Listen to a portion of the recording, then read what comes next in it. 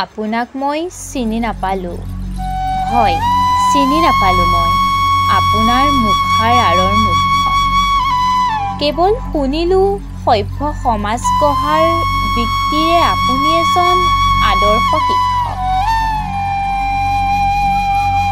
প্ৰকৃতাৰ্থত নৰদেহৰ ভক্ষক। আপুনি বুলি কৈ সন্মান নকৰোঁ আপোনাক।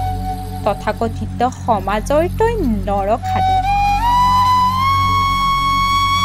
প্ৰেমৰ প্ৰতাৰণাৰে মোক জালত পেলাই মৃত্যুৰে মোৰ জীৱনটোক পৰিসমাপ্তি কৰা একচ্ছত্ৰীৰ এই অধিকাৰ কোনে দিলে তোক?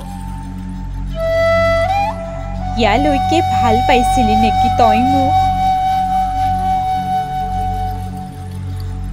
আইক এৰি অহা দুখ মাৰ নযাওঁতেই মৃত্যুৰ উপহাৰ দিলি।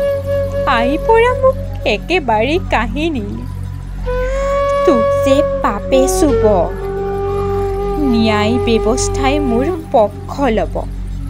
তোৰ দৰে অমানুহবোৰ সমাজৰ পৰা তৎকালীনভাৱে নিঃশেষ হ'ব।